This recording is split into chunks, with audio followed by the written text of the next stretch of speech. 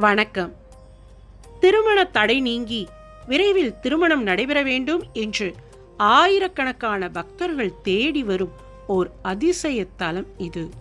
இங்கு அருள் பாலிக்கும் உத்வாகநாதர் சுவாமியையும் கோகிலாம்பாள் அம்மனையும் தரிசித்தால் திருமண யோகம் கைகூடும் என்று பக்தர்கள் நம்புகின்றனர். இந்த தலத்தின் சிறப்பு என்ன? ஏன் இந்த கோயில் திருமண பரிகார தலமாக போற்றப்படுகிறது? வாருங்கள், திருமணஞ்சேரி உத்வாகநாத சுவாமி கோயிலின் மகிமையை அறிந்து கொள்வோம். இக்கோயிலில் ஈசன் சுயம்பு மூர்த்தியாக அருள் பாலிக்கிறார். சிவனும் பார்வதியும் கைகோர்த்தபடி திருமண கோலத்தில் அருள் பாலிப்பது இத்தலத்தின் தனி சிறப்பாகும். தேவார பாடல் பெற்ற 274 சிவன் கோயில்களில் இது 25வது தேவார தலமாகும்.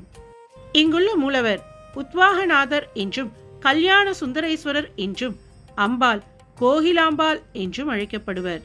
தலவிருட்சம் கரு ஊமத்தை, வன்னி, ஊமத்தை மற்றும் கொன்றை. தீர்த்தம் சப்தசாகரம். ஒரு சமயம் உமாதேவி கைலாயத்தில் சிவபெருமானை வணங்கி மீண்டும் ஒரு முறை அவரை பூ உலகில் மணந்து கொள்ள வேண்டும் என்ற தனது விருப்பத்தை தெரிவித்தாள். சிவபிரானும் கருணை கொண்டு அவ்வாறே வாக்களித்தார். ஒரு முறை கைலாயத்தில் சிவபெருமானுக்கும் பார்வதி தேவிக்கும் ஏற்பட்ட சிறு ஊடல் காரணமாக சிவபெருமான் பார்வதி தேவியை பசுவாக பிறக்குமாறு சபித்து விடுகிறார். அதற்கு சாப விமோசனமாக ஆடுதுறையில் அவரை இடது பாகத்தில் சேர்த்துக் கொள்வதாக அருளுகிறார். மேலும் பரத மகரிஷி குத்தாலத்தில் உன்னை மகளாக அடைய தவம் இருக்கிறார். அவர் செய்யும் யாகத்தில் நீ பெண் குழந்தையாக அவதரித்து பருவ வயதை அடைந்ததும் உன்னை நான் மணப்பேன் என்று பார்வதி தேவியிடம் கூறுகிறார். அதன்படி அம்பாள் பசு உருவம் எடுக்கிறார். பார்வதியுடன் கலைமகள், இந்திராணி, திருமகள் ஆகியோரும் பசு உருவம் எடுக்கின்றனர். திருமால் பசு மேய்ப்பவராக இருந்து தனது சகோதரியை வளர்த்து வருகிறார். பசு உருவத்தில் இருக்கும் அம்பாள் தினம் ஈசனுக்கு பாலால் அபிஷேகம் செய்கிறாள்.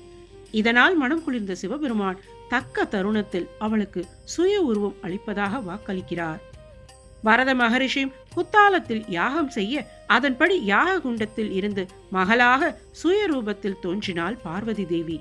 தேவி வளர்ந்து சிவபெருமானை மனம் செய்வதற்காக தவம் புரிந்தார்.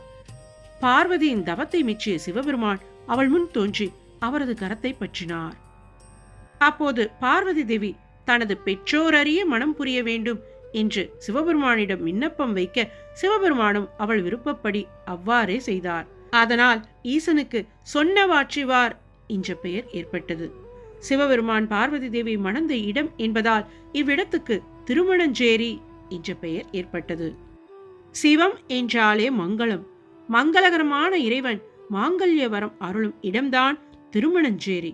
மணமாகாதவர்கள் மணவாழ்வு வேண்டி இங்கு வந்து வழிபாடு செய்தால் அவர்களுக்கு உடனேயே திருமணம் கைகூடுகிறது.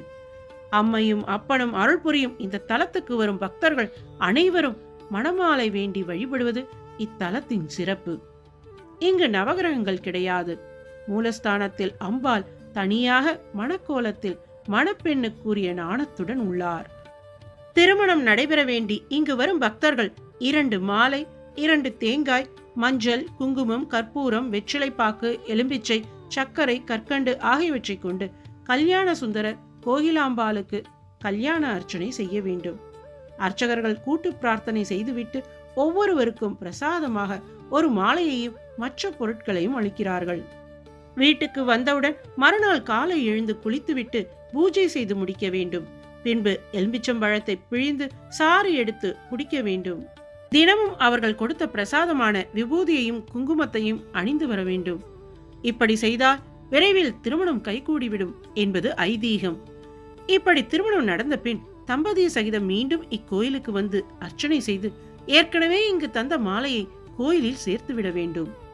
இத்தலத்திலிருந்து 2 கிலோமீட்டர் தொலைவில் உள்ள திருவேள்விக்குடி என்ற தலத்தில்தான் சிவபெருமான் உமாதேவி திருமணத்துக்கான வேள்விகள், யாகம் மற்றும் இதர கல்யாண சடங்குகள் நடைபெற்றன என்று தலபுராணம் தெரிவிக்கிறது. திருமணஞ்சேரியில் வருடந்தோறும் சித்திரை மாதம் பூச நட்சத்திரத்தில் ஈசன் திருக்கல்யாண மகோற்சவம் 3 தினங்கள் வெகு கோலாகலமாக கொண்டாடப்படுகிறது. இத்தல ஈசனை வணங்குவதால் மன அமைதி கிடைக்கும். வேலை வாய்ப்பு, தொழில் விருத்தி மற்றும் உத்தியோக உயர்வு ஏற்படும். திருமணம் கைகூடாது தடைப்பட்டு நிற்பவர்கள் திருமணஞ்சேரியில் உள்ள கல்யாண சுந்தர பெருமானுக்கு மாலை சாற்றி அர்ச்சனையும் செய்து வழிபட்டால் வெகு விரைவில் திருமணம் ஆகும் என்பது நம்பிக்கை. மேலும் ராகுதோஷ நிவர்த்திக்கும் இத்தலம் மிக சிறப்புடையதாகும். ராகுதோஷத்தால் பீடிக்கப்பட்டு புத்திரபாக்கியம் கிட்டாத தம்பதியர் இத்தலத்தில் உள்ள சப்தசாகர தீர்த்தத்தில் நீராடி இங்கு கோயில் கொண்டுள்ள ராகு பகவானுக்கு பால் அபிஷேகமும் பொங்கல் நிவேதனமும் செய்து சாப்பிட்டு வந்தால் ராகுதோஷம் நீங்க பெற்று புத்திர பேறு பெறுவர் என்பது அனுபவ உண்மையாகும். திருமணஞ்சேரி என்னும் இத்திருத்தலம் மயிலாடுதுறையிலிருந்து 15 கிலோமீட்டர் தொலைவிலும் குத்தாலத்திலிருந்து 5 கிலோமீட்டர் தொலைவிலும் அமைந்துள்ளது. திருமணஞ்சேரி உத்வாகநாத சுவாமி மற்றும் கோகிலாம்பாள் அன்னையின் அருள் அனைவருக்கும் கிடைக்க இறைவனை மனமாற பிரார்த்திப்போம். இந்த வீடியோ உங்களுக்கு பயனுள்ளதாக இருந்தால் லைக் செய்து உங்கள் குடும்பத்தினர் மற்றும் நண்பர்களுடன் பகிருங்கள். மேலும் இது போன்ற ஆன்மீக தலங்களின் சிறப்புகளை தொடர்ந்து அறிய எங்கள் சேனலை சப்ஸ்கிரைப் செய்து பெல் ஐகானையும் அழுத்த மறக்காதீர்கள். மீண்டும் ஒரு ஆன்மீக பயணத்தில் சந்திப்போம். ஓம் நம சிவாய.